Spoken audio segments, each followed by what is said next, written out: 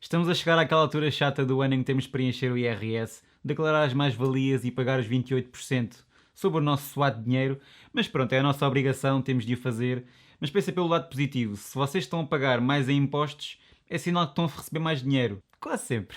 Olá pessoal, o meu nome é Miguel Silva e neste vídeo vamos falar um pouco sobre o IRS. Vou-vos dizer algumas datas importantes que vocês devem saber, como declarar as mais-valias em ações, ETFs, obrigações, PPRs, enfim, em várias coisas, por isso bora lá para o vídeo. Eu vou separar o vídeo por tópicos, aqui em baixo vocês vão ver uma linha com os vários tópicos que eu estou a falar e assim vocês conseguem escolher e não perdem tempo à procura daquilo que vocês querem saber. Então, a primeira coisa que eu queria falar são as datas importantes a saber em relação ao IRS. Algumas não têm a ver com investimentos, mas pode ser do vosso interesse saber. Então, a primeira data a saber é dia 15 de Fevereiro, que é a data limite para vocês informarem acerca de eventuais alterações ao agregado familiar. Portanto, se vocês tiverem filhos, divorciaram-se, mudaram de residência, etc., precisam de ir ao portal das finanças comunicar estas alterações. Caso contrário, eles irão considerar os dados da declaração entregue anteriormente. Ainda em Fevereiro, outra data a reter é 25 de Fevereiro, que é a data limite para confirmarem as despesas no e-fatura. Portanto, se vocês costumam pedir faturas com contribuinte, convém verificar e confirmarem todas as faturas e inseri-las se for necessário. A próxima data é dia 15 de Março, que é o dia em que são disponibilizados os montantes de deduções à coleta das despesas com fatura. Portanto, se vocês tiverem despesas dedutíveis relativas à saúde, educação, etc. Ainda de 15 a 31 de Março é a data limite para vocês reclamarem se discordarem das deduções à coleta relativas às empresas. E agora a data mais esperada, de 1 de Abril a 30 de Junho, é a data da entrega do IRS relativo ao ano 2020. Portanto, tal como aconteceu ano passado, vamos ter 3 meses para entregar o IRS. Este prazo não podem mesmo falhar, por isso tenham atenção. Em julho, dia 31, é a data limite para a autoridade tributária vos enviar a liquidação do IRS. E agora bora lá o que interessa, que é como é que devemos declarar no IRS os investimentos relativos ao ano de 2020.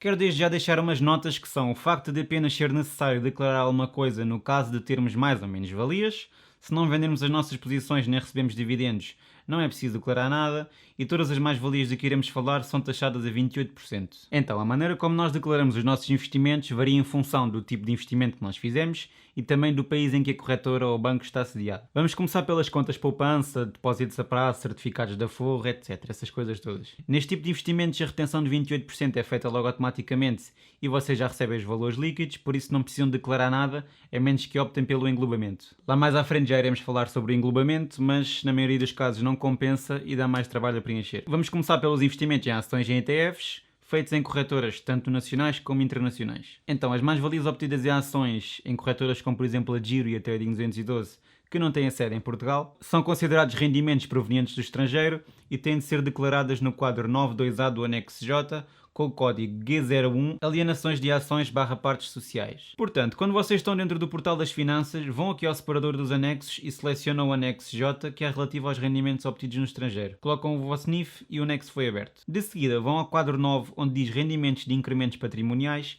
e preenchem a tabela 9.2, a linha A. Preencher esta tabela pode ser um bocado confuso no início, mas vamos explicar como é que o devem fazer com um exemplo prático. Imaginem que compram 3 ações da Apple no dia 1 de janeiro de 2020 por 300 euros, no dia 1 de fevereiro de 2020 decidem comprar mais 2 ações por 200 euros e no dia 1 de junho decidem vender as 5 ações por 600 euros. O método que se deve utilizar é o chamado método FIFO, First In, First Out. Basicamente isto quer dizer que em primeiro lugar devem juntar a venda de ações com as compras que efetuaram primeiro, ou seja, fazer uma linha para cada transação. No entanto, aquilo que tenho feito e que já vi várias pessoas a fazerem sem qualquer problema é agrupar todas as transações por empresa.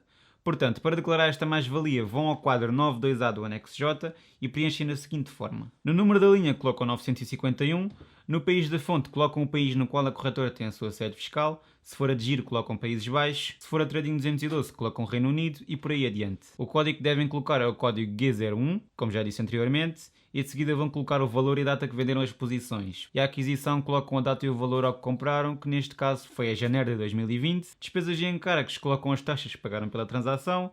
Imposto pago no estrangeiro não se coloca nada e país da contraparte não somos obrigados a colocar, mas se quiserem colocar, coloquem o país da bolsa. Se tiverem menos-valias, o processo é o mesmo e estas menos-valias podem ser abatidas nas mais-valias do mesmo ano ou até 5 anos seguintes, como for mais vantajoso para vocês. Este exemplo que demonstrei foi relativo às ações, mas o mesmo processo e lógica se aplica aos ETFs, é tudo igual. Agora, se a corretora ou o banco tiverem sede fiscal em Portugal, o processo é um pouco diferente. Para declarar, vão ter de ir ao quadro 9 do anexo G e preencher a tabela referente à alienação onerosa das partes sociais e outros valores imobiliários.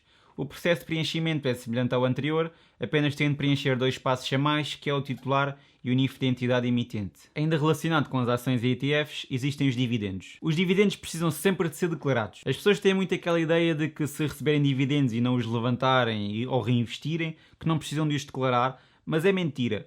Têm de declarar sempre os dividendos, não importa se vocês tiram da corretora, se reinvestem, sei lá, têm sempre de os declarar. E a forma de os declarar é a seguinte: temos 4 casos possíveis. Se o banco ou a corretora tiverem sede fiscal em Portugal e os dividendos forem provenientes de empresas nacionais, como por exemplo comprar EDP no Banco Carregosa, é aplicada uma taxa liberatória de 28%, o que significa que a entidade é obrigada a reter na fonte os 28%, e é aquilo que também acontece com os depósitos a prazo, portanto já não precisam declarar nada, a menos que optem pelo englobamento.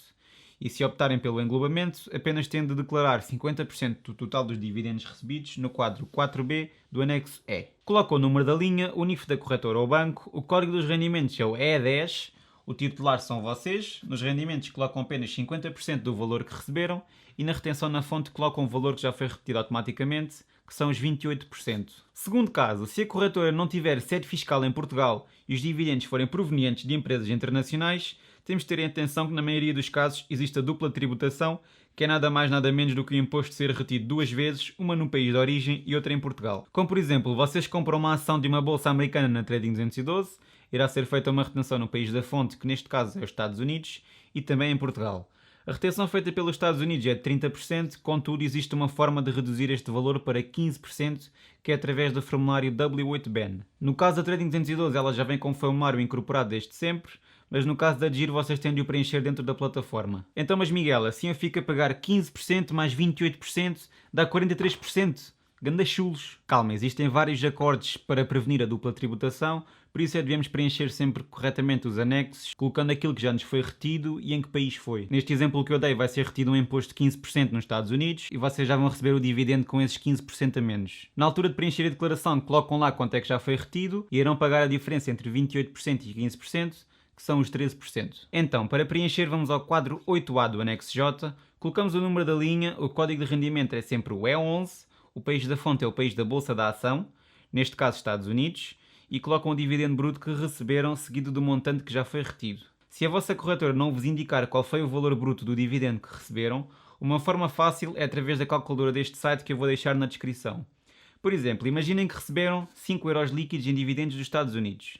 Como é que eu vou saber quanto é que era o valor bruto? Bem, sabendo que foram retidos 15%, sabemos também que o 5 é 85% de determinado número. Vamos aqui a este site e colocamos 5 é 85% de que número? Deu-nos 5,88. Portanto, como podemos ver, o dividendo bruto é 5,88. Dito isto, na tabela vamos colocar o rendimento bruto, que foi o de 5,88, e o valor que já foi retido, que foi 88 cêntimos. E aqui é tudo, não precisam preencher mais nenhum espaço. O terceiro caso é se a corretora tiver sede fiscal em Portugal e os dividendos forem provenientes de empresas internacionais, como por exemplo comprar uma ação da Apple no Banco Carregosa. Verifica-se novamente um caso de dupla tributação em que ficam retidos 15% nos Estados Unidos e 28% em Portugal. A forma de declarar é muito semelhante ao exemplo anterior, apenas temos de colocar o código E10 em vez do E11, dado que houve retenção em Portugal, e nas duas últimas colunas colocamos o NIF da corretora e os 28% que já foram retidos. O quarto caso é um caso menos comum, mas que existe, que é se a corretora não tiver sede fiscal em Portugal e os dividendos forem provenientes de empresas nacionais. Aqui entra também a história da dupla tributação. Por exemplo, no caso da Giro, eles retêm 35% dos dividendos de ações portuguesas, que é mais do que os supostos 28% que temos de pagar. Eu vou deixar a tabela da Giro aqui em baixo, porque no caso específico da Giro, eles retêm de forma diferente consoante o país. Então, será necessário preencher o quadro A do anexo J, imaginando que eu compro uma ação da Galp através da Giro. No primeiro espaço coloco o número da linha, no segundo espaço colocamos o código E11, no terceiro espaço colocamos sempre o país em que a empresa está cotada, neste caso é Portugal, e de seguida colocamos o valor do dividendo bruto que recebemos, assim como o montante que ficou retido na fonte. Como eles retiveram na fonte mais do que era suposto, vai-nos ser concedido um crédito de imposto para acertar as contas. No caso das obrigações, como não é um produto no qual eu penso investir tão cedo, nunca tinha pensado em como é que declaramos estes rendimentos. Contudo, vou deixar aqui em baixo um guia da EcoProteste que ensina bem como é que declaramos todos os rendimentos, incluindo as obrigações. Se não quiserem ler, eu vou resumir o que lá está, não se preocupem. Para declarar juros de obrigações nacionais ou do Estado, aplica-se a mesma lógica dos dividendos. Não precisamos declarar nada porque a retenção é feita na fonte, mas se optarem pelo englobamento, então temos de declarar tudo. Para declararem juros e obrigações nacionais ou do Estado, aplica-se a mesma lógica dos dividendos. Não precisamos declarar nada porque a retenção é feita na fonte, mas se optarem pelo englobamento, então temos de declarar tudo. Se receberem juros de obrigações de um país estrangeiro, então a forma de declarar segue a mesma lógica dos restantes rendimentos obtidos no estrangeiro. Temos de declarar no quadro 92A do anexo J e colocamos tudo da mesma forma, só que em vez de colocarmos o código G1, colocamos o código G10. Em relação à venda de obrigações, se venderem obrigações provenientes do território nacional, então temos de declarar no quadro 9 do anexo G, colocando o código G3.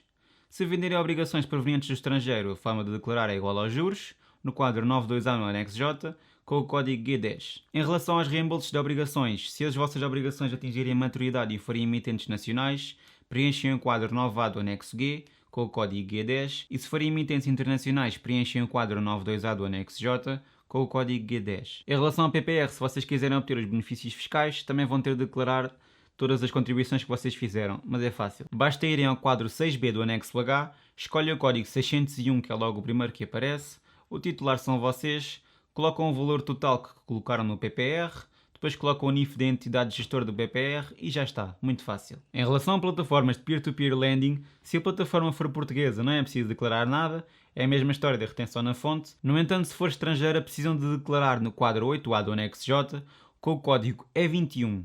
O país da fonte é o país da empresa, colocam o rendimento bruto e se houver retenção de impostos, colocam também seguindo a mesma lógica explicada anteriormente. Em relação a instrumentos derivados, como por exemplo Forex, opções, CFDs, também é relativamente fácil. Se forem instrumentos provenientes de corretoras ou bancos nacionais, têm de declarar no quadro 13 do anexo G, com o código G51 e têm de somar tudo e fazer uma linha por cada corretora que tenham usado.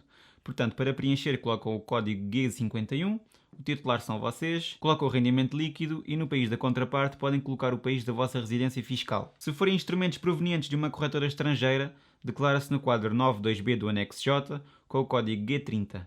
Portanto, para preencher colocam o código G30, o país da fonte é o país da corretora, colocam o rendimento líquido que tiveram, a retenção é 0 e o país da contraparte é Portugal. Agora, em relação ao englobamento, apenas compensa se vocês estiverem num escalão de IRS em que a taxa de tributação seja inferior a 28%. Por exemplo, se vocês estiverem no primeiro escalão em que só têm um rendimento tributável até 7.112 euros, irão pagar 14,5% se englobarem, ou se estiverem no segundo escalão em que só têm um rendimento tributável entre 7.112 euros e 10.732 euros, irão pagar 23%.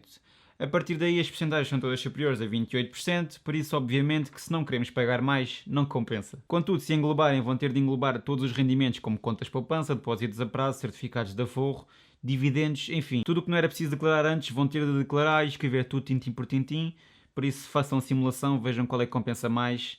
Dá um bocadinho mais trabalho, mas pode ser que vos compense. Façam essas contas e vejam qual é que é mais vantajoso. E foi isto, pessoal. Espero que tenham gostado do vídeo e percebido tudo. Não se esqueçam de entregar o IRS até dia 30 de junho. Já sabem, subscrevam o canal, comentem aqui em baixo o que acharam e já sabem, mais importante de tudo, deixem já o vosso like.